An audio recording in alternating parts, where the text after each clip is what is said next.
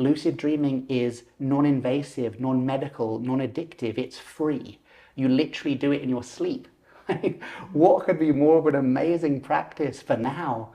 And yet a lot of people don't know it exists.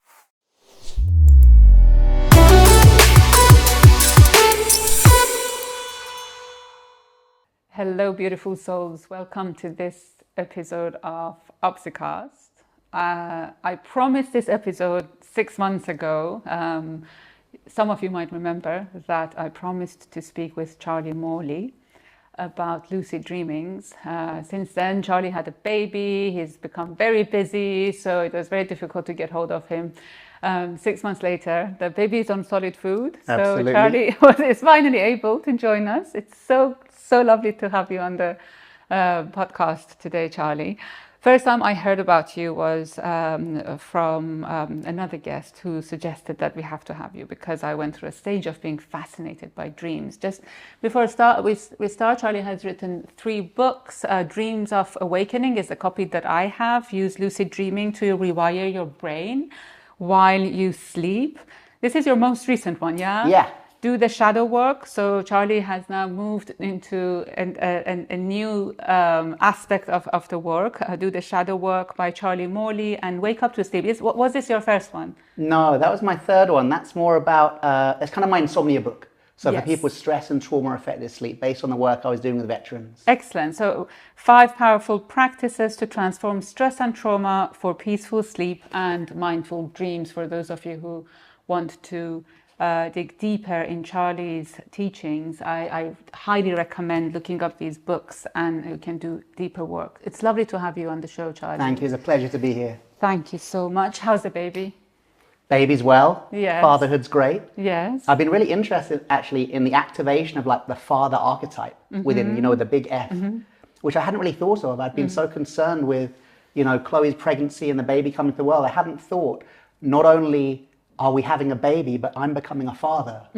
And I had, a few months off of doing no work, but then a month or so ago, I started doing retreats again. And what I found was I wasn't quite as sharp as usual running the retreats. I'd had kind of 5 months off. But what I did find was this new kind of holding for the space and the people that was different. I couldn't quite put my finger on it. And I realized it was the father archetype. Not in a kind of negatively like paternalistic way, but something in me had changed. The way I was running the retreat was, there was this holding and I was like, oh, that's being a father, and seeing us all as children rather than kind of students who'd come to learn. And I think that made the retreat even better. I'm sure it has. But being a parent definitely shapes us and changes things and changes your relationship with everything and other humans as well, because you realize that at some point, that person who we in our view might not be a good person was a baby in Rana, someone's absolutely. arms, and it just changes your relationship and you've just put more love into it, even despite the way they have grown up to be. There is, because you've mentioned that exact example, there's a powerful lucid dream from a friend of mine I'm going to share that has exactly that image in it. But anyway, we'll get to it. Come later. So starting from you and your journey, tell us, how did you become a sleep expert? What brought you on this path? I was into dreams from really young. So my mum, she says I was like 5 or something. Who knows the kind of myths of our childhood, right? But I do know from very young, my mum would ask me in the morning, what happened in your dreams? And I know sometimes I'd just kind of lie and make stuff up, but often I would remember and I would tell her. And I realize now my mum was allowing me to keep like a verbal dream diary for kind of years in early life. But my first experience of lucid dreaming was just before my 12th birthday. I remember asking my dad for this thing that I found in the Sunday papers in the 90s, I guess this was. You used to get this little gadget thing with mail order gadgets that you could get. And I was flicking through that and there was something in there called a Nova Dreamer, which is this sleep mask that claimed to be able to recognize the rapid eye movement of dreaming. And when it did, it would flash red lights, which were bright enough to penetrate your eyelids, but not bright enough to wake you up. And they would induce lucid dreams. And I'm reading this thing and I was like, oh, a lucid dream is a dream where you know that you're dreaming and then you can choose to direct the dream. And I was like, I have those. I know I have those. And I said to my dad, hey, can I have this mask? It helps me have more of those dreams. And Dad kind of confirmed that. Now, I never got the mask. I went back to being a 12-year-old. But that was my first kind of verified mention of lucid dreaming. And then when I was about 15, I, like many young men and women do around that age, I started questioning, things seemed bigger than people were making out. And I started reading about Buddhism and some books by the Dalai Lama, and then I got back into lucid dreaming. I remember going to the library at school and finding one book on lucid dreaming, and I started reading it and doing the practices, because it is a learnable skill. You can train yourself to have these dreams. And then I started having these dreams at will. But at 15, like, all I was using them for was like sex and skateboarding, and two things that I was very into at 15. One I was not doing much of, skateboarding I was doing a lot of. And I would kind of have these dreams just for fun, kind of hedonism. And that lasted for a couple of years. And then when I was 17, I started to really get into Buddhism. And I started to read in these Buddhist books that there was something called dream yoga. Dream yoga, that was a translation of the word Milam Naldra in Tibetan, but translated as dream yoga. And this was the spiritual practice of lucid dreaming. So using the ability to wake up in your dreams for your spiritual practice, to question the nature of reality in both the dream state and the waking state, and finally to prepare for the moment of your death. And I remember reading this stuff and being like, whoa, those dreams that I've been having and just messing around and having sex and stuff in the dream are actually, could be these powerful spiritual experiences. So I started to get really into that. And then I took refuge, which is where you formally become a Buddhist. Or when I was 19, they give you a new name and they take some of your hair, and it's like a christening, like a Buddhist christening. And then I started training with these Buddhist teachers. And then eventually I lived in a Buddhist temple for 7 years. And when I was 25, my Buddhist teacher thought it'd be a good idea for me to start giving workshops. And that was the authorization to teach thing. Yeah. So for those of us who don't know what a lucid dream is, what is a lucid dream? So it's, when you hear the term lucid dream, it sounds like we're talking about vivid dreaming, because lucid, connotes kind of clarity, clear seeing. Actually, the word should probably be conscious dreaming, because the definition of a lucid dream is any dream where you're sound asleep, but in the dream, you become conscious and you go, oh, wow, I'm in a dream right now. My body's asleep in bed. I'm inside my own mind, and I'm walking or flying through this huge 3-dimensional virtual reality simulation of my own psyche. That's a lucid dream. So anyone listening or watching who has had that experience of being in a dream and going, wow, this is a dream right now, and then choosing what to do, that's a lucid dream. Have you had a lucid dream? I've had one that I would definitely categorize as a lucid dream, in which I realized that it was a dream. At the time, I didn't know about the term lucid dream. I called it a psychedelic dream. That's maybe even better word for it. But since then, I read your book, but it looks like a very rigid practice, and I haven't been that dedicated. Sure. But I'm fascinated. But that experience of being in the dream and having that aha moment, right? Yes. Yeah, so that's it. If anyone says, was this a lucid dream? Was it half a lucid dream? I'll always say, in the dream, did you have that moment of, aha, I'm dreaming? And if you did, that's a lucid dream. And of course, for many people, their first few lucid dreams, they have the aha moment, I'm dreaming, this is so cool. And then they wake up because it's so exciting. We think that a lucid dream will be like in the Hollywood movies. When they show a dream sequence and suddenly it becomes soft focus and they have the dry ice and they all kind of floaty. It's not like that. A lucid dream is like going from normal definition television to like, boom, full 4K HD. It's like putting on spectacles. Suddenly everything becomes incredibly bright. But you realize you're inside your own mind. So that is, by definition, an incredibly psychedelic experience. So I think a psychedelic dream is a good name for it too. Okay, thank you. Maybe we should coin it. Title of your next book. Here we go. So how do we train to lucid dream? I think the first thing before we start the training bit is actually to know that we all have had lucid dreams before. Children naturally lucid dream. So there was a couple of studies at Harvard and a couple of studies in the UK actually looking at UK school children, and they concluded that lucid dreaming is a natural phenomenon of childhood brain development. So not every child every night, but the majority of children will have experienced multiple lucid dreams over their childhood. So the first thing to know is you probably have lucid dreamt before, dozens of times. You just don't remember it. So we don't actually need to learn how to lucid dream, we need to remember. And one of the easiest ways to remember, and this is a slightly different approach to what you said about the kind of rigid training, is actually to have a sense of fun around it. Because the dominant archetype at the time that most of us had our first lucid dreams was the inner child. So rather than actually seeing it as a rigid training that we have to have a lucid dream, if we can have a sense of play, of like, oh, cool, wouldn't it be amazing if I could have this experience of being in my dream and then choosing what to dream about? I could fly, I could walk through walls, I could meet parts of my mind, I could heal my trauma, I could work with my inner child. Having that sense of wonder, that's actually the best technique for becoming lucid tonight. And some people will get lucid just from watching this, because they'll watch, often you'll watch an interview about lucid dreaming, and if you leave at the end of the video, if people leave going, wow, isn't that cool? Imagine if I could do that. They will probably get lucid tonight.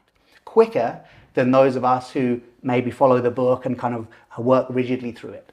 But after you've done that, yes, there are trainings you can do. A lot of them are like self-hypnosis techniques that you do as you fall asleep. A lot of them are essentially based on prayer. You know, we might call it affirmation, but if you've got a spiritual practice, then we can call it prayer. Some of them are about disrupting the sleep cycles.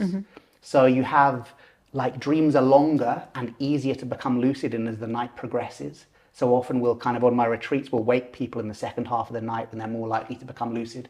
And then there's daytime training, because essentially we dream as we live. So if we live in a state of non-awareness, if we live in a state of kind of blinkered vision, we will dream in the same way. But if you get people to spend the day looking closely, really opening their eyes, again, like a child, and constantly asking themselves, am I really awake right now? You know, I seem to be awake, but am I really awake? Am I truly present? And if you do that again and again and again during the day, and anytime you see anything that's kind of strange or dreamlike, you ask yourself, well, am I sure I'm not dreaming now? You know, am I awake? Am I here? Am I present? If you do that enough in a day, you will dream about doing it.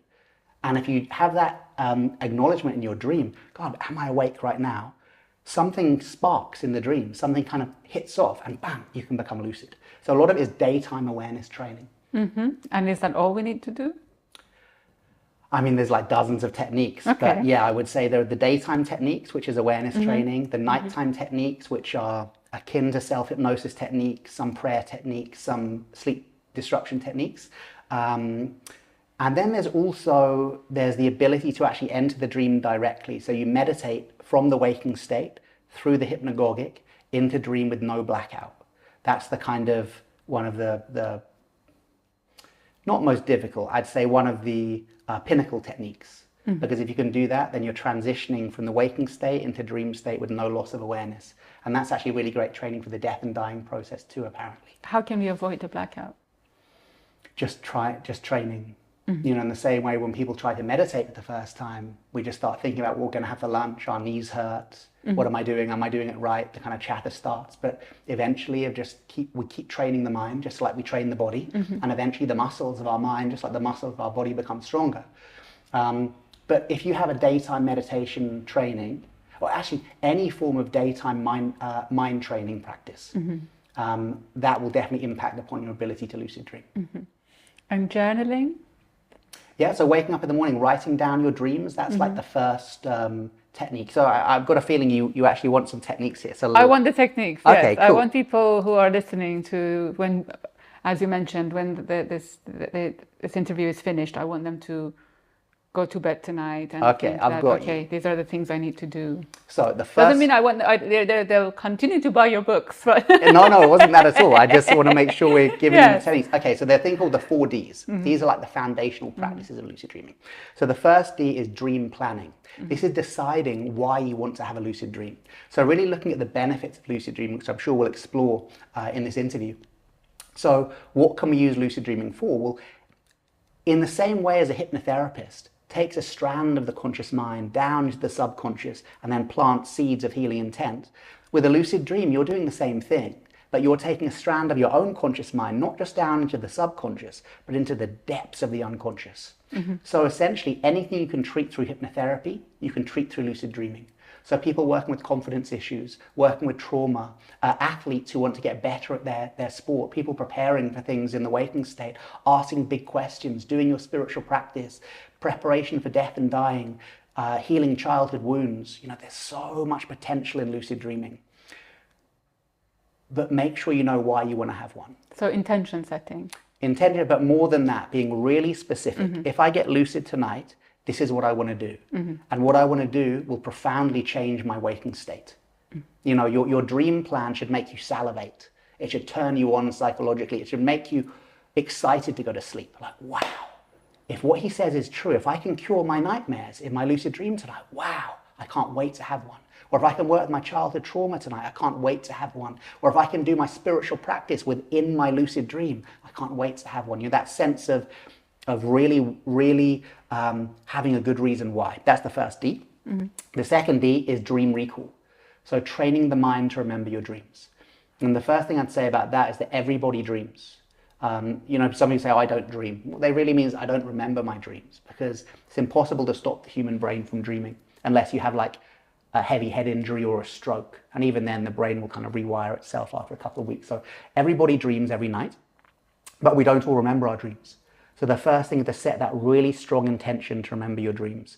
So as you fall asleep tonight, you'll pass through something called the hypnagogic state, which is that kind of drowsy first stage of sleep. Mm-hmm. You can still hear the sounds in the room. You can still feel your body in the bed. You might get those weird jerk things, myoclonic jerks as you fall asleep. That's a natural state of hypnosis, hypnagogic. So when you're in that state, be reciting over and over in your mind, tonight I remember my dreams. I have excellent dream recall. Tonight I remember my dreams. I have excellent dream recall. If you can, 21 times at least as you fall asleep. The second D.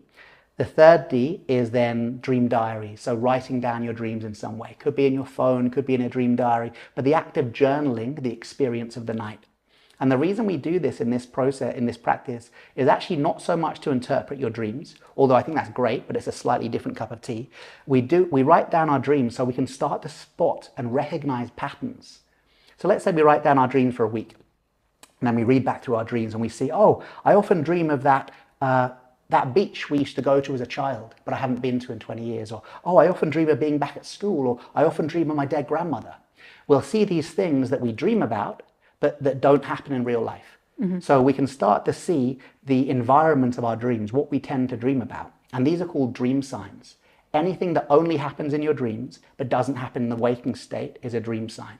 And the reason we write down our dreams is to start recognizing our dream signs. Because once you recognize a dream sign, you can then before bed tell yourself, well, the next time I'm on that beach I used to be as a child, or the next time I see my dead grandmother, I know that I'm dreaming. It's got to be. That's the only explanation. So I must be dreaming. So you start to create these lucidity triggers between the content of your dream and the fact that you're dreaming. Mm-hmm. And this is what leads to lucidity. You know, and eventually you'll be in a dream, completely unaware. Your dead grandmother will appear, and memory trigger will go off. You'll be like, my dead grandma, what does that remind me of? Oh, she's my dream sign. Hang on, my dream sign? Whoa, I'm in a dream right now. Bam, and you become lucid. Mm-hmm. When it first works, it is so cool. Because I know we shouldn't get attached to concrete evidence of results in spiritual practice, but it is nice sometimes to know we're on the right track, right? So if you do this for a couple of weeks, eventually you will be in a dream, you will see a dream sign, and recognition will occur. You might wake up straight away, but recognition will occur. And then you've got proof. You're like, wow, this works.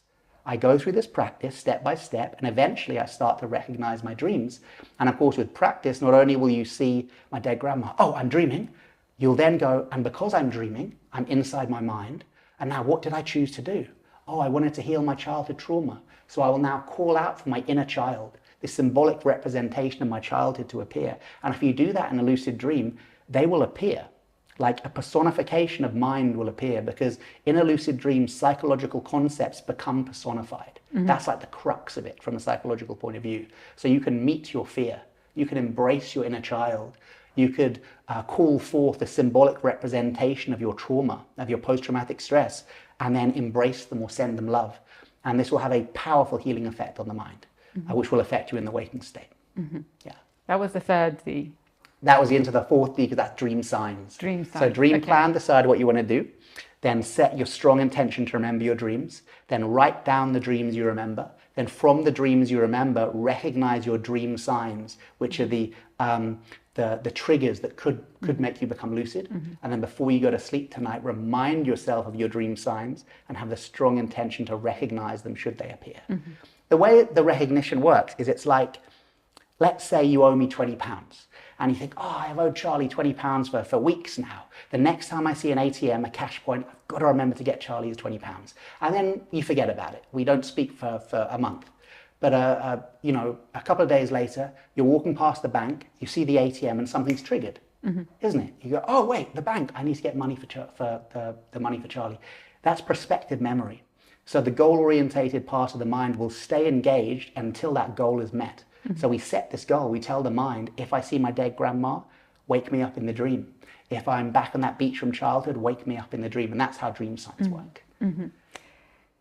You briefly said that we are going to get into it later about the benefits. I know that you mentioned a few, but one of the questions that a lot of people asked me when I got excited about your book and I was telling you about lucid dreams, they said, yeah, but why do we need to do that?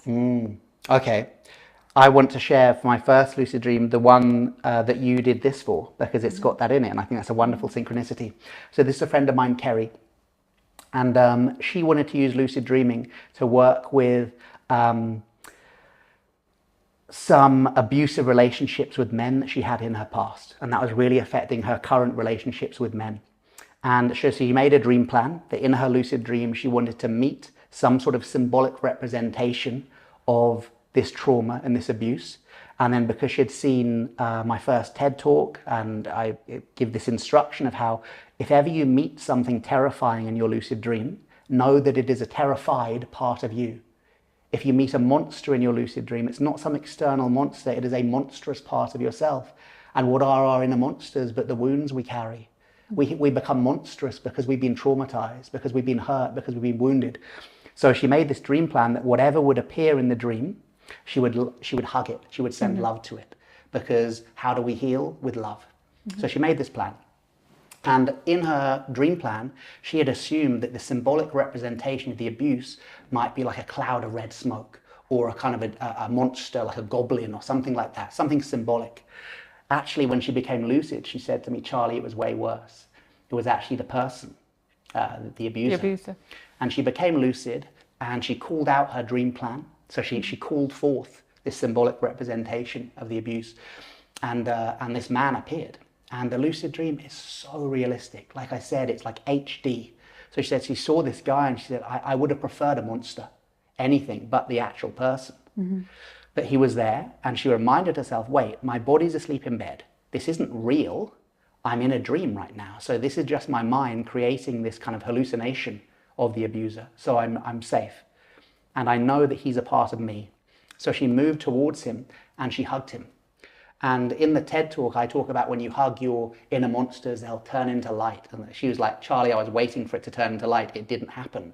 She said, I hugged him, and she said, I could smell him. And he smelt the same. That always stuck in my head. But she hugged him and just kept on saying, like, this is me. This is me. This is just the wounded part of me. And as she's hugging him, he starts to get smaller. And she's like, whoa, something's happening, something's happening, something's happening. And then she does that, and he disappears. And she looks down on the floor, and there's a baby, a swaddled baby. And she picks up the baby and rocks him in her arms. And she said, that's when the healing began. And the first time she told me the story, I didn't actually quite get it. I said, what, like, why? Why did the healing begin then? She went, I realized he was once a baby. He was not born the abuser that he became. He was once an innocent baby who was probably abused himself. It led to this trauma being passed on. And so she's rocking this baby like this, and then she starts to chant the Om Mani Padme Hum mantra, which is like a compassion mantra in Buddhism, and it radiates through the dream, and then she wakes up in floods of tears. And I asked her how the dream had changed her in the waking state, and she said the main thing that had changed was, she said she didn't wake up and felt like, oh, that abuse never happened to me, I'm totally healed. Those wounds were still there, but she said her relationship to them had changed. And a big thing that changed in her life was her relationship to her dad. Now, she said her dad was nothing to do with the abuse at all, but because he was the dominant male figure in her life, because she had been wounded by other men, it was then affecting her relationship with her dad. She had it completely transformed her relationship to her dad. And without telling him about the dream, he seemed much more gentle towards her. And then a couple of weeks later, she said, not only is my relationship with my dad still great, but I taught him the Om Mani Padme Hum mantra, and we were chanting it together, just like in the dream. I was like, oh, wow. And actually, that dream's in my second book. It was so amazing. I said, oh, Kerry, can I put this in the book, please? This is brilliant. So there's an example of what we can do in the lucid dream. It's a bit like the psychedelic experience. You know, in the lucid dream, our mind becomes represented symbolically so we can interact with parts of our own psyche in a very visceral way. You know, we're in kind of daytime talk therapy, and perhaps the therapist might ask to do parts work, where we set up 2 chairs, and I sit on one and I imagine that my inner child is on the other chair, and I ask questions to my inner child, and I stand, I enter into that chair, I become the inner child, me at 10 years old, and I answer the questions back. Really powerful form of therapy. However, in a lucid dream, you don't need to imagine becoming your inner child. In a lucid dream, if you call out for your inner child, bam, they appear before you. You can touch them, you can feel them. In fact, another one, just because it's a nice one to share, is the first time I met my inner child. And I hadn't heard of anybody using lucid dreaming for inner child work before. But so many people coming to my retreats with issues from their childhood, I thought I should really try this. Now, I was one of those people who before therapy thought I had a wonderful childhood. And then you start doing therapy and you realize, oh, wow, it's a bit more complex than that, isn't it? And I knew that in my teenage years, I really kind of messed myself up. But childhood there wasn't any kind of acute trauma with a capital T. So I thought it was a safe dream plan to do. And I became lucid, and I called out Little Chuck, because I made a dream plan, and I named my inner child Little Chuck. So I thought I'll give him a name so then he can appear in the dream. So I became lucid. I'm dreaming. What did I want to do? Remember the dream plan. Oh, I wanted to heal my inner child. So then in the lucid dream, I call out, Little Chuck, come to me. Little Chuck, come to me. Now, I'm asleep in bed. You know, if anyone wants to know what a lucid dreamer looks like, they look like this. You know, they're not like meditating. Yeah. They're not kind of like ayahuasca purging. Yeah, they're not that. You're asleep. You are sound. You're in REM dreaming sleep, which comes at the end of a cycle. So you are snoring away. So I'm snoring away, but in my mind, I'm fully conscious. I'm dreaming, and I call out for Little Chuck. And then in the distance of the dream, I feel a bit of fear, because coming out of literally the shadows is this small figure who's like hobbling like this. And I just had a moment of thinking like, oh no, what if there was some abuse from my childhood? And I basically called it into the dream, because this thing, it looked like kind of a Quasimodo figure, like hobbling. And then when he came closer, I realized what it was. And I've shared this picture on my Instagram recently, so you can find it. There's a photo of me at a pool in Morocco, and I'm 5 years old. I'm in these little green Speedos, and I'm wearing one flipper on my foot, you know, not 2, just 1. And that's why he was hobbling. It was me from the photo, in these little Speedos, wearing the one flipper, and that's why he was kind of moving like that. And I saw him in the dream, and I thought, wow, it's me from the photo. It's like a 3-dimensional, like holographic image, but solid. And you realize that in the dream, yeah, I was like, so this is me from the photo. Oh yeah, like once you're lucid in a dream, you can, like, if you get lucid tonight, you can be in the dream and think, I can't wait to tell Charlie about this tomorrow, this is so cool, oh, I wish that happened before the podcast. You know, you can have full access to waking state memory. So I'm in the dream thinking, oh wow, that's me from the photo. And then I hadn't really planned what to do next. So I thought, well, if in doubt, hug. You know, and I say this to anyone, if you get lucid tonight and you can't remember what to do, you haven't made a dream plan yet, hug everything. Because if everything in the dream is you, and if the hug is the symbolic representation of love and acceptance worldwide, hug everything. I mean, hug the people, hug the chairs, hug the books, hug the floor. It's all you. It's all a projection of mind. So show love to everything, essentially. So I see this little version of me, and I hug him. And I remember the feeling was he was so skinny. You know how kids are all bony and skinny? And I remember thinking, oh, you get so much bigger. So I'm down there hugging him like this. And then he says something. And I thought, whoa, I was not expecting that. He whispers in my ear. He goes, what happens? And I was like, what happens? And he goes, just looks at me like that. And I realized he was asking, what happens in our life? He was acknowledging that I was maybe 35 at the time I had this dream. He was basically asking me what happens in the last 30 years. And I had this moment in the dream of like trying to like give a summation of my life. And I was going, oh, well, we do lucid dreaming and we write books. And, oh, you love lucid dreaming. We write books about lucid dreaming now. And it was this wonderful moment of like explaining to my younger self what we did. And he seemed pleased. And then he said something. He went, how's mama? And at that point, my mum was really ill. And I guess I kind of lied to him. I kind of told the truth. I don't know. I said, she's okay. Because she was, because like, illness is okay, and death is okay. It hurts, it's hurting now, but it's okay. And I realized then that it was my inner child that was most scared of my mum dying. You know, out of all the questions he could have asked, he asked, what happens in our life? Of course, he was curious, he's a child, and he was worried about his mum. And then I cried, as I'm crying now in the dream, and the tears woke me up, so that's how the dream ended. And then I thought, wow, I had no idea you could do this stuff in a lucid dream. And if that was me who had a childhood with no major trauma with a capital T, imagine what people could do if they had experienced childhood sexual abuse or any form of childhood abuse. Imagine the work they could do through their lucid dreams. So from then on, in the last kind of 7 years now, I've been really teaching people that practice, inner child healing through lucid dreaming. And when I first shared that dream years ago now, there was a South African therapist on the course, and I told that story then, and she put her hand up and she went, sorry, you're telling me that in the lucid dream you can meet a representation of your inner child, the archetype of the inner child? And I went, yeah. And she goes, you can talk with them, you can touch them, and you kind of know what you're doing, you can direct the dream. I said, yeah. And I remember her kind of gazing up and going, it can take me months to get my male clients to even admit they have an inner child. You're telling me you can meet them in the dream and talk to them? And I said, yeah. And she went, this could change everything. And I remember that, this could change everything. And I think it can. I think, you know, not enough people know about this yet. Lucid dreaming is non-invasive, non-medical, non-addictive. It's free. You literally do it in your sleep. What could be more of an amazing practice for now? And yet a lot of people don't know it exists. And my mission, by the time I make it into the death state, is that this does become mainstream knowledge. Because this is a spiritual practice that everybody can do. It's incredibly powerful. And like I said, it's non-addictive, there's no therapist to pay, you do it yourself. So it's an incredibly empowering form of healing. Yeah. But do we need any help interpreting it, or is that something that the individual can slowly decipher themselves when they have a lucid dream? You don't really need to know what happened. Like, this is the cool thing about lucid dreaming. Either the healing works or it doesn't. You know, especially people work with phobias quite a lot, and there's a lot of science on this. Lucid dreaming can be used in like a form of exposure therapy.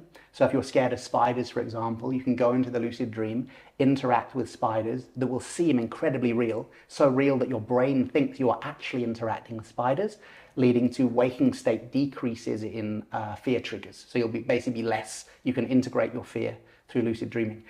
And when people ask, how will I know if the phobia has been integrated? I'll say, well, the next day in the waking state, you will have less of a fear response. That's how you know. You don't need to pay anyone to interpret it or to tell you if it worked or not. You kind of see in your everyday life, am I less triggered by that? Has that neurosis become integrated? Is my inner child, more free to express themselves? So no, you don't really need interpretation for it. You will know whether it works or not. It's interesting you say that, because I gifted your book to a friend of mine whose son had a fear of football. Fear of football? Yes. That's interesting. So every night before football, he went into a phase of crying and refusing. He didn't want to go to school. Because he was like forced to play football at school? No, he loved football, but just being on the pitch gave him a lot of fear. Like performance anxiety. And he learned about lucid dreamings, and he himself, age 9. Brilliant. One morning he woke up and I said, yeah, I had a lucid dream and I was okay, and he was done. Ah, amazing. Age 9. So what was did he use the lucid dream to kind of play football? Yes. And then to integrate the fear, realize I'm okay, this is fine. Yeah. Okay, so that's such a cool example. Not only does it match with this idea that children are natural lucid dreamers, but also if we look at the neuroscience of this, of course there's no way to prove this with this child, but there is a lot of neuroscience on lucid dreaming. Once you become lucid, the part of the brain that reactivates, that is not usually active during dreaming, it's actually the right dorsolateral prefrontal cortex. But let's just say the front part of the brain where the sense of self lives. And that makes sense, because once you become lucid, you go, oh, I am having a dream and I can control or direct the dream at will. So it makes sense that that's a part of the brain that switches on. But a interesting side effect of prefrontal cortex activation within the dream state is that neuroplasticity comes back online. So the ability to rewire the brain based on repeated action or newly learned skill. So this means that once you become lucid, whatever you do in the lucid dream is not just dreaming about it. As far as the brain is concerned, you are doing it. And the brain will start to rewire itself, hence the title for that book, Rewire Your Brain While You Sleep. The brain will rewire itself based on the activities in the lucid dream. So that little boy who became lucid and then played football without fear in his lucid dream, it wasn't just a good confidence boost for him. The next day, his brain will have changed because he did what he had never done before. And of course, what's the easiest way to create a new pathway in the brain? Novel action. If you've never done it before, the brain necessarily has to create a new pathway because it's never taken that route before. So yeah, I think that little boy not only boosted his confidence, he changed his brain. But it doesn't work with every child. I tried it with my son, who's also 9. Yeah. And when he goes to bed, I tell him that that you have control over your dreams. Maybe that's something. He said, "Mommy, I don't dream. Don't try hard." And he always says, "No, don't try. I don't dream. I don't dream." And say, "Everybody dreams, Damon, but you just don't remember." He says, "No." So he's reluctant. Who knows? My friends have been teasing me now, saying that when my daughter grows up, of course she won't like lucid dreaming because daddy likes it. Uncool. Oh, I don't want to do that. Yeah, like my mom likes children it, don't dad like likes plant it. medicine. They think, oh, there you go. Yes, jungle, Mexico, anything about that's so uncool. Yeah, like I say, not every child every night. But the sports thing, just because it's interesting to look at this neuroscience.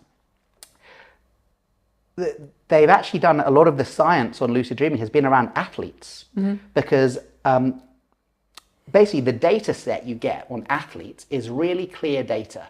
How many press-ups could you do? Well, let's train them to do lucid dreams in press-ups. Sorry, let's train them to do press-ups in lucid dreams, and then we can see how many press-ups they can do. So athletic discipline is a really good data point for lucid dreaming. So there have been loads of studies on this.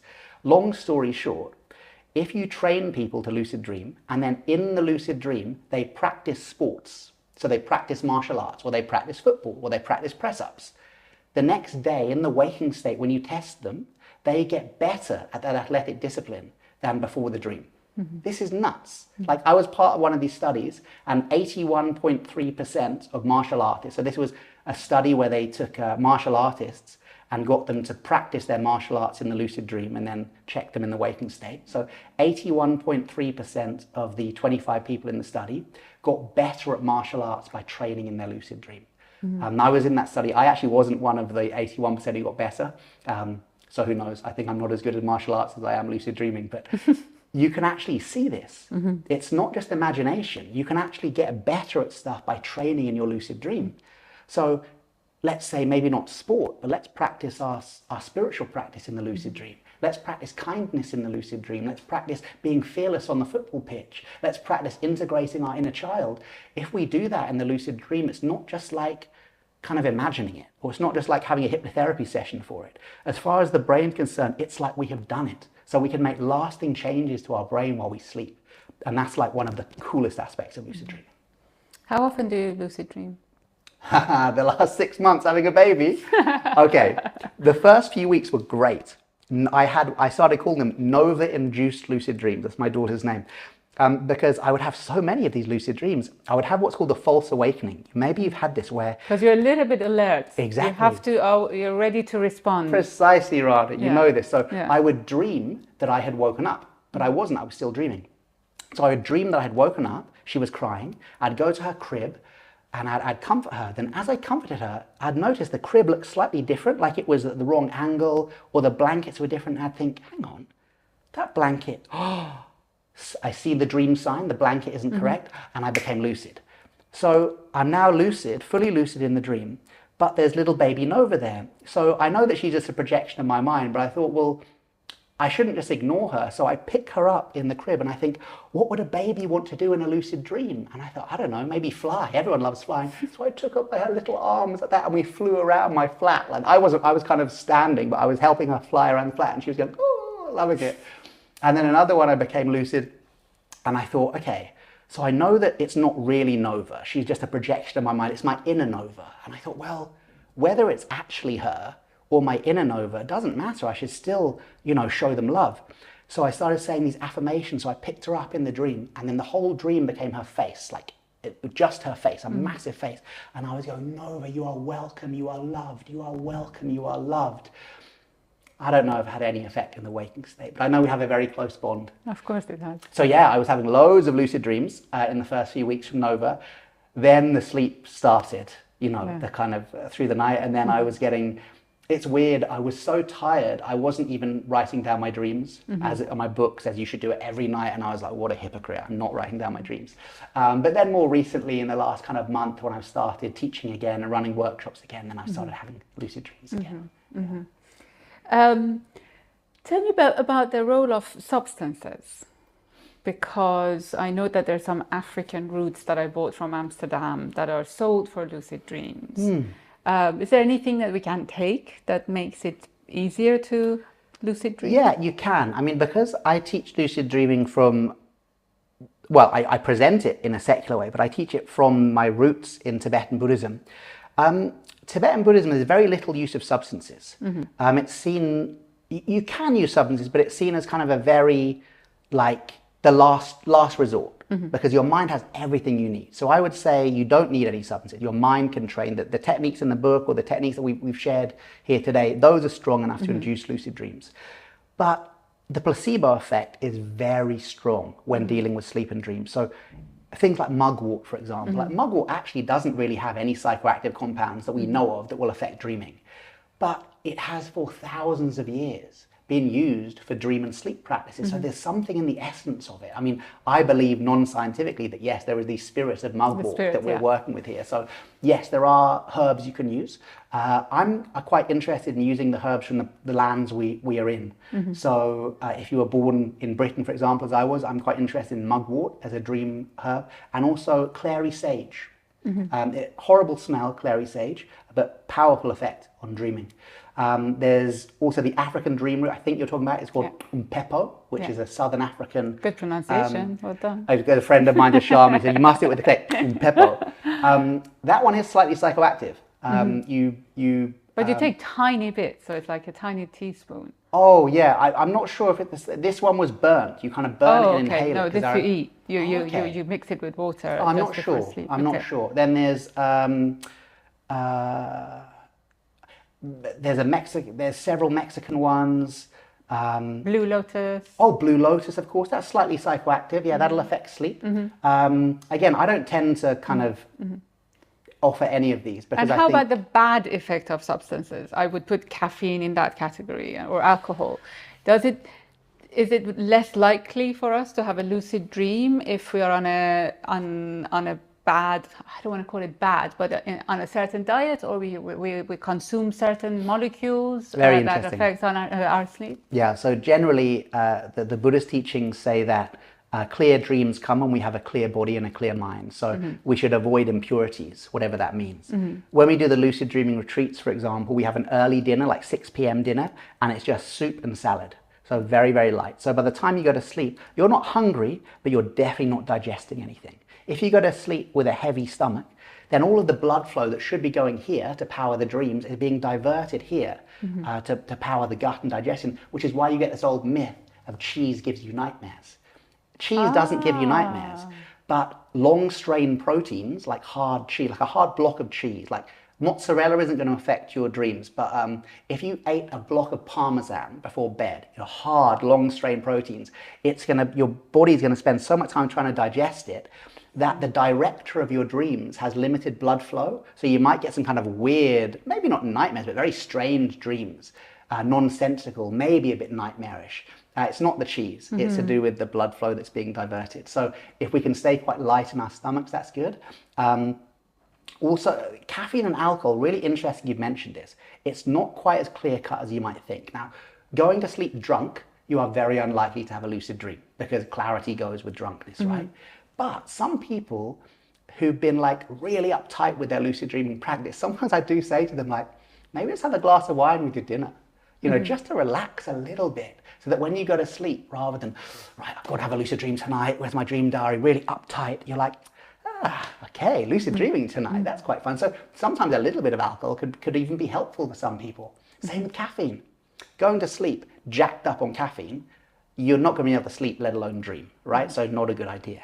However, having a little bit of caffeine in your system for some people, if they are the kind of people who like as soon as their head hits the pillow, they're knocked out, having a little bit of caffeine in their system just allows them to drop through the hypnagogic without blacking out. And it's in the hypnagogic that you do all those self-hypnosis affirmations. So it's not quite as black and white as that. And then as far as kind of like vitamins for lucid dreaming, that's the only thing I would recommend because it's a vitamin, it's good for us anyway. Vitamin B6 and B12 have been proven to increase the vividness of dreaming. Really? So B12 and B6 are good for us anyway, especially for vegetarian. Do we take them before bed or so in the morning? I would say just rather than taking them in the morning, maybe take them with your evening meal. I think kind of popping a pill before bedtime is a slippery slope. So I would say, you know, I'm not that into kind of using substances for lucid dreaming, but B6 and B12, like a Barocca, if you're in the UK, you can get those those effervescent tablets, Barocca. Those are great. You know, have one of those with your evening meal and then you'll be full of B6 and B12 in the night time and you'll have more vivid dreams. And obviously, the more vivid they are, the easier it is to go, oh, wow, I'm dreaming right now and become lucid. And how about melatonin? Melatonin, again, is an interesting one. So melatonin isn't actually like a sleeping pill. It tells the body now is the nighttime. So people with jet lag and stuff, melatonin can be really helpful. People with, disruptive sleep patterns, maybe even people who, you know, have recently had a baby and sleep deprived and stuff like that, melatonin can be helpful. It won't really affect dreams in any way. Okay. It just invites the body. Because I thought that maybe it takes you into a deeper sleep where you don't dream. Not necessarily. No. Melatonin will invite sleep earlier. It's basically sending signals to the brain saying now is the time for sleep, rather than actually affecting the structure of sleep. Whereas things like caffeine, for example, having too much caffeine can actually affect the architecture of sleep. So you spend less time in deep sleep if you're having a lot of caffeine after 2 p.m. This is based on a midnight bedtime, right? If you're having caffeine a lot after 2 p.m., that's going to be in your system too late enough to affect the actual architecture of your deep sleep, which is why if we were talking about sleep hygiene rather than lucid dreaming, I'd be much more strict on the caffeine. Tell me about your retreats, because people don't know much about lucid dreaming retreats. There are so many other types of retreats out there. And then people hear about this, so we're going to retreat to sleep? Yeah, so the retreats are these are my favorite thing, right? And I do a lot of teaching online and I've got pre-recorded online course in the books and stuff, but what I really love, my kind of flagship offering is the retreat. So usually they're 3 or 4 days. And during the days, we will be learning the lucid dreaming practices. We'll be doing a lot of yoga nidra, which is a form of lying down meditation where you meditate in the hypnagogic. We'll be basically rehearsing for the nighttime, learning the practices, learning the certain meditations, learning about how sleep works, how nightmares work, creating our dream plans, you know, everything to prepare ourselves for the night. Then people have an option. So at night, they can either choose to go back to their bedrooms and just sleep in their rooms, or they can, and about half the group usually chooses this, they'll go back to their rooms and sleep from, 11 till 4, making sure they have at least 5 hours of sleep just in their rooms by themselves, because the first 4.5 hours of your sleep cycle are mainly deep sleep with little bits of dream. And we don't want to mess with deep sleep. That'll affect your body and your brain, so keep that clean.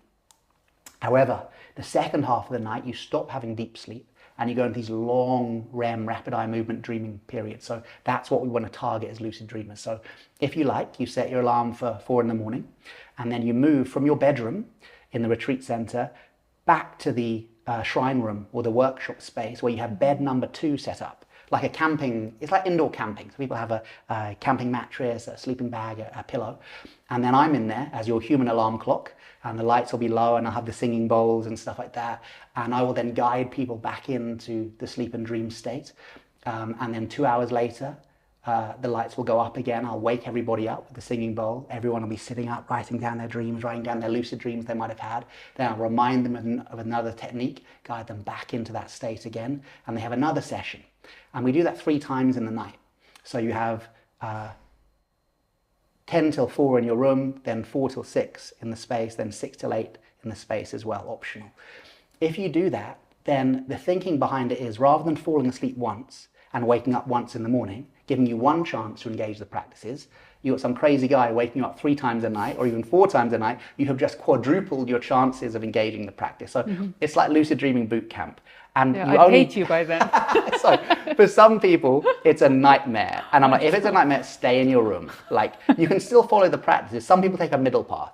They still do the 2-hour sessions, but they do it in their room. Great, that's the middle path. But some people, they really like the energy because it's like a spiritual slumber party. You've got like 20 people in this room, all with their dream diaries, looking at their dream plans, dropping back in. You've got kind of me in there guiding the practices.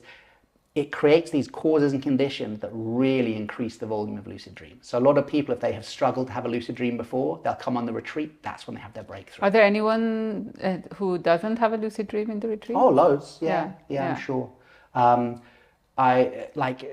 So some people will get lucid in the 4-day retreat because that's their personality type. They work really well with the kind of lucid dreaming boot camp with, strong energy pushing towards a goal.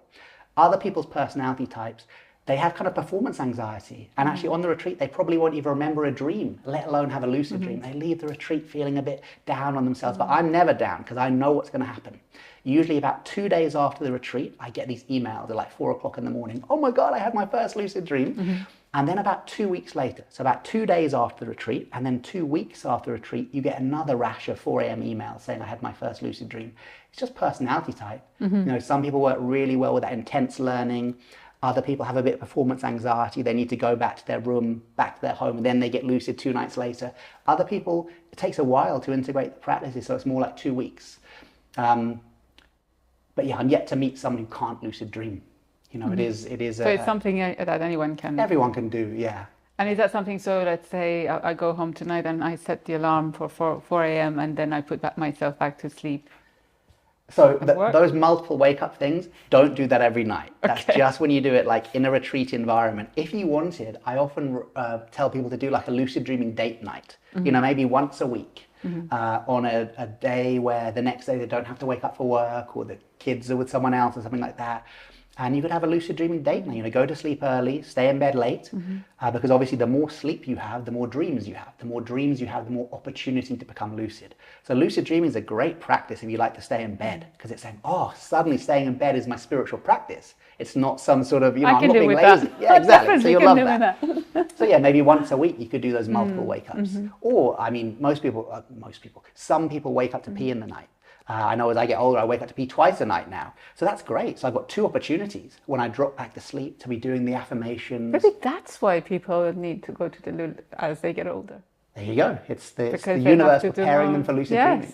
It's interesting. The practice you mentioned reminds me of the Muslim morning prayer. Absolutely. Because you have to wake up before the sunrise. You say a very short prayer. It's not a long one. I think the purpose is that the problem is that then you have to do the wuzu, which means there's water involved. So you have to wash your face. That wakes you up. And it's too awakening. And that wakes you up. But a lot of people then they go back to bed and they can sleep for another hour or 2 depending on their lifestyle. There's a lucid dreaming technique called wake up back to bed, which is basically you wake up 2 hours before you usually wake up. You stay awake for between half an hour and an hour, then you go back to sleep for 2 hours. What you describe sounds very similar to this. And of course, Prophet Muhammad, peace be upon him, was absolutely a dreamer. I mean, the call to prayer came to him in a dream. He would share his dreams with his disciples in the morning. He prescribed people having an afternoon nap, that morning prayer you mentioned. I mean, I have no proof to say he was a lucid dreamer, but he was an awakened being, right? So I'm sure he was a lucid dreamer. And we can say definitely he appreciated the power of sleep and dreams, possibly more than any of the other prophets or leaders of religions. Buddha and Muhammad are the 2 ones who are really into dreams. But also shamanism has some serious teachings about dreaming. So not just Tibetan Buddhism. Shamanic teachings, the ones that I know, the lineage I know best is the Toltec Mexica lineages of Mexico. They have a full-blown lucid dreaming practice and even a form of kind of like pranayama, very similar to the Hindu pranayama breathing techniques, where like they will close one nostril, breathe out, visualizing the feathered serpent coming out of one nostril, then breathing in, belly breath, so close to the Hindu yogic tradition, thousands of miles away, completely unconnected, and yet I think they were connected somewhere else because so similar. So Mexico has a long history of lucid dream tradition. The Sufis have several lucid dreaming practices that are very similar to the Buddhists. So I think back in the day, there probably wasn't Buddhists and Sufis, they were just practitioners, right? And they would share these techniques.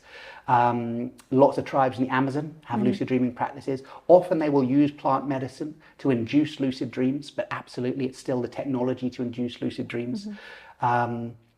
Perhaps even the early kind of Gnostic Christians were into lucid dreaming. There's less proof for that, but if you look at the Nag Hammadi Gospels, and especially the Gospel of Thomas, they use this metaphor of the lucid dream. It says things like, how can you bear to be asleep when it's your duty to awaken, wake up to the sunrise? And you're like, it sounds like they were aware of this idea of kind of waking up in their dreams. So perhaps it even appears in Christianity too. But yeah, the Tibetan Buddhists do not have the monopoly on lucid dreaming. You find it in so many other traditions. It just happens to be the tradition that I learned it through. Is there anything else you want to add about the lucid dreams? Because I would then like to get to your most recent book, Shadow Work, and I want to know what it is that you're doing there. Yeah, I think I would like to touch on the lucid dreaming for post-traumatic stress disorder work we've been doing, because I think that's really interesting. Lucid dreaming has been a valid practice for treating nightmares for decades. So there's like dozens of studies, because if someone has chronic nightmares, if you can train them to become lucid in their nightmare, go, oh wait, I'm not really back in that car crash or in that zombie apocalypse, whatever their nightmare is. I'm simply dreaming I'm there. And now I can change it. I can make the car not crash into the wall, but fly into the sky, or I can turn the zombies into flowers or something. You know, they can change the nightmarish aspects of the dream, leading to these higher levels of well-being. And even better, actually, studies have found that if you train people with nightmares to lucid dream, if they can become lucid and just stay in the nightmare, witnessing, because that's what the nightmare wants them to do. It wants them to see, wants them to witness, and to see how the mind has been wounded. It's like an immune response, nightmares. Nothing wrong with them. So long history of lucid dreaming being used to treat nightmares. But a few years ago, I got a call from a scientist in San Francisco working at the Institute of Noetic Sciences, who asked me, do I think that lucid dreaming can be used to treat not just nightmares, but the waking state symptoms of post-traumatic stress disorder, such as flashbacks, hypervigilance, depression, anxiety? And I didn't know what to say. I was like, maybe, I think so. Anecdotally, people have told me that their symptoms have reduced, but no one's ever done the study. So it took a couple of years to get funding and stuff like that, but we eventually did a pilot study where we had 1 week where a group of 55 people, all of whom had chronic post-traumatic stress disorder. I like to say post-traumatic stress display. There's no disorder at all about it. They had to have quite a high level of PTSD to get onto the study. So these were not mildly traumatized people. This was a heavily traumatized group. And at the beginning of the study, they had their PTSD score taken, which is quite arbitrary, but it's like a medical way of diagnosing someone's current trauma level. And in the group, the average trauma level was way above the PTSD threshold. So really traumatized group. Then I had a week with them to teach them lucid dreaming. Not only how to lucid dream, but how to intentionally use their lucid dream to treat or to affect their trauma. So some of them did have childhood sexual abuse. So what did I advise them to do? The inner child dream that I had, very similar. I said, don't worry about the abuse, worry about the child that was hurt. So call out for your inner child, and then whatever appears, you embrace them, you show them love, you show them tenderness. Some people were military veterans, quite a few were military veterans. So for them, their aim was to become lucid in their recurring nightmares and not wake up. Not try and change the dream, but just witness it and know, like, this is not happening now. That was then. I am empowered. This is my dream. I am safe. I am loved, you know, these kind of affirmations. One woman, her PTSD manifested as chronic pain. She had chronic pain that couldn't be explained medically. So she became lucid, and in her lucid dream, she called out, chronic pain, I release you. Chronic pain, I release you. And when she did this in the lucid dream, a huge golden lozenge appeared, like a throat sweet, a lozenge, huge gold-plated lozenge, and then radiated this light which entered her body, and she woke up shaking. We can assume, or she said the lozenge was like a symbol of healing. So I train people how to have lucid dreams, and not only how to become lucid, but how to engage healing like this. And in the week, the vast majority of people had a lucid dream. Many had multiple within a week. And of those, many of those were classed as a healing lucid dream, so they were able to actually engage with their trauma in a healing way. And then at the end of the week, we took their PTSD score again to see whether their level of trauma had remained the same, got worse, or got better. The results we got were so kind of shocking to the scientists. They thought there was a problem with data collection because the average PTSD score at the end of the week was so low that 85% of the participants were now beneath the medical threshold, meaning that if they were to get diagnosed again, they would not be diagnosed with PTSD. Wow. So they double-checked the results, then triple-checked them, and then were saying, okay, the results seem to stand up, but we need to do a follow-up because maybe the day after this study finishes, their trauma will return. You know, how do we know? Maybe a flash in the pan. So a month later, it's now a month of no lucid dreaming, no contact with me, no contact with the group. They took their score again and it had remained as low. It actually dropped about 2 points on average below. So we had proof that lucid dreaming was one of the most powerful interventions for PTSD available.